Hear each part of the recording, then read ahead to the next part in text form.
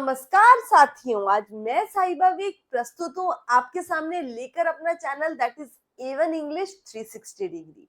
तो बेटा आज की जो मैं आपके लिए पोम लाई हूँ that is a true beauty. True beauty यानी सच्ची सुंदरता क्या है, जानते हैं कवि ने सच्ची सुंदरता को कैसे डिस्क्राइब किया है कि सच्ची सुंदरता आखिरकार कौन सी होती है सच्ची सुंदरता, और प्रेम, सच्चा प्रेम क्या सुंदरता का मोहताज होता है। तो जानते हैं कि पोएट का क्या मानना है, जानते हैं, आगे बढ़ते। Poem 16 that is true beauty by Thomas Carey. So this is a poem true beauty. This is a poem by the name of the author is Thomas Carey. Name of the author is Thomas Carey. And वो कौन थे? He was educated in the Oxford University. ये कहाँ से educated थे? From Oxford University. He was educated from Oxford University.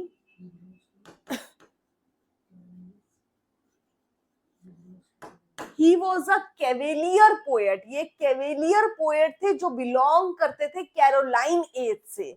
So what we will write that? We will write that he is a Cavalier poet of the Caroline period. He was a Cavalier. He was a Cavalier poet of Caroline period.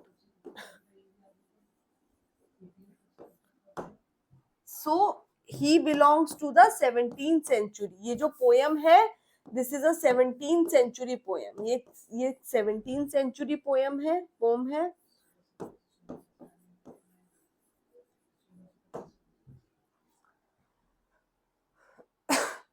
And the basic theme, और इस pome का जो basic theme है वो क्या है? It is the contrast. It is the contrast. किसके बीच में contrast? Contrast between the physical beauty and the inner beauty. Contrast between the physical beauty and the spiritual beauty. Spiritual और inner beauty. Contrast between physical beauty और the spiritual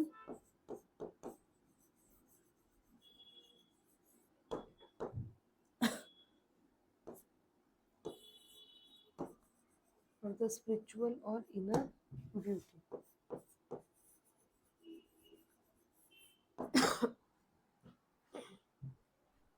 So the poem True Beauty is a poem by Thomas Carey. Thomas Carey द्वारा है, and he belongs to he studied from the Oxford University. He was a Cavalier poet and he belongs to the Caroline age. Caroline age के poet है ये.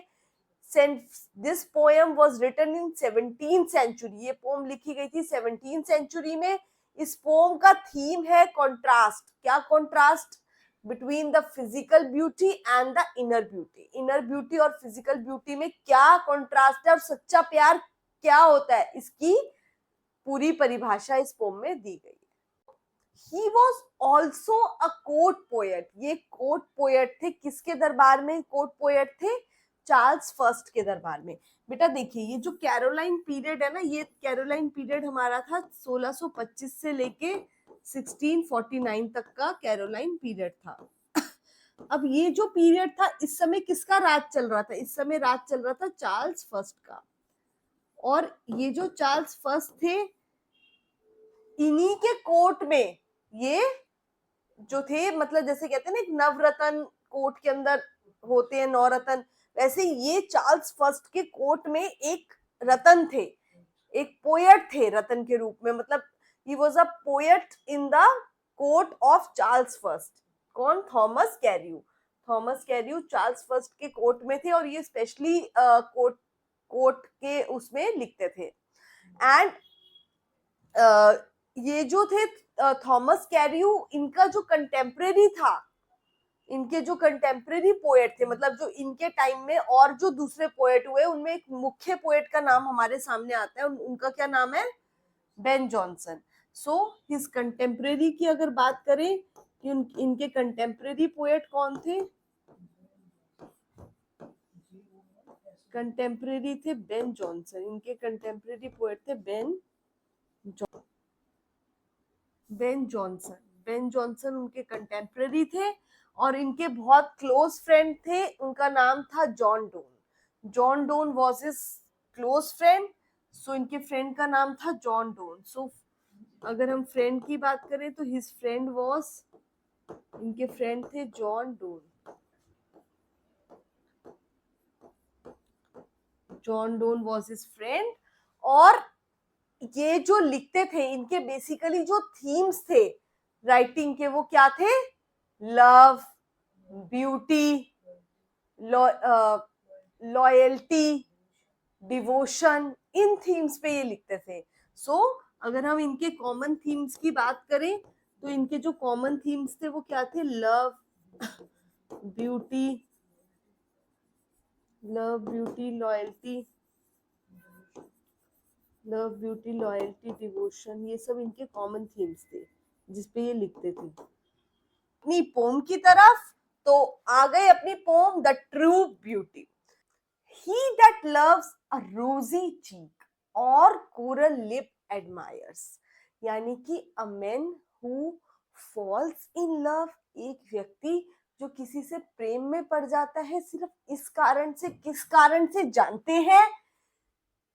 Because of the रोजी चीक, यानी कि उसके रोजी चीक से, इस कारण से. और कोरल लिप्स एडमायर्स, यानी कि उसके कोरल लिप्स है, यानी कि रेडिश पिंक लिप्स है. और from star like eyes dot, या उसकी आंखें चमकती हुई है, कैसे? स्टार की तरह shining. Seek fuel to maintain his fires, और वो ऐसा व्यक्ति जो इन चीजों से प्रेम करता है, तो उसे क्या चाहिए? उसे फ्यूल, उसका जो फ्यूल है, किस चीज का फ्यूल? उसका जो फ्यूल है, यानी उसका ईंधन जो है प्यार का, वो क्या है? Physical beauty. तो बस वो यही कहना चाहता है कि a man, he is talking that a man who falls in love because of someone's beautiful और youthful face, एक व्यक्ति जो किसी के ब्यूटीफुल या यूथफुल फेस के कारण उससे प्रेम में पड़ता है, तो उसका जो प्रेम का ईंधन होता है, प्रेम का जो फ्यूल होता है, वो क्या होता है? Physical beauty. यानी कि उसको अपना प्यार जगाए रखने के लिए सिर्फ उस इंसान की फिजिकल ब्यूटी ही मायने रखती है. As old time makes these decay, यानी कि जैसे जैसे समय बीतता जाता है, समय डिके होता जाता है, वैसे वैसे ये फिजिकल ब्यूटी भी नष्ट हो जाती है. So his flames must waste, तो फिर उसकी जो ईंधन से जो फायर जल रही है, प्रेम की जो फायर है, that is just because of physical beauty के कारण जो फायर जल रही है, वो क्या हो जाती है? बुझ जाती है, वेस्ट अवे. वो फायर क्या होती है? बुझ जाती है उसकी. But a smooth and stead fast mind, यानी कि जिसके जो भाव हो वो कैसे हो? स्मूथ यानी कि दृढ़ निश्चय से भरे हो. स्मूथ यानी कि निष्कपट, एकदम निष्कपट भाव हो, जिसमें कोई उसके प्रेम में कोई कपट ना हो, मतलब उसका हृदय से जुड़ा हुआ प्रेम हो. उसका ऐसा व्यक्ति जिसका जो प्रेम हो वो स्मूथ हो. स्मूथ मीन्स निष्कपट हो. और स्टीड फास्ट मतलब दृढ़ हो, भटके ना कि कभी इस पे कभी उस पे कभी उस पे, नहीं, एक ही व्यक्ति पे उस पे प्रेम रहे. सो जिसका प्रेम क्या हो, जिसका जो भाव है प्रेम का, वो एक तो निष्कपट हो, जिसमें कोई कपट छल ना हो, और दूसरा दृढ़ हो, एक ही व्यक्ति पे दृढ़ रहे, steadfast, firm. Gentle thoughts, उसके जो विचार है बहुत ही काइंड हो, मतलब अच्छे काइंड थॉट्स हो, सज्जन विचार हो.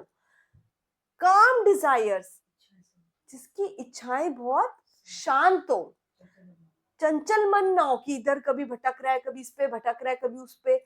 Hearts with equal love combined, जिसके हृदय में बराबर का प्रेम भरा हो, जिसके हृदय में इक्वल लव हो, दोनों तरफ से बराबर का प्रेम भरा हो।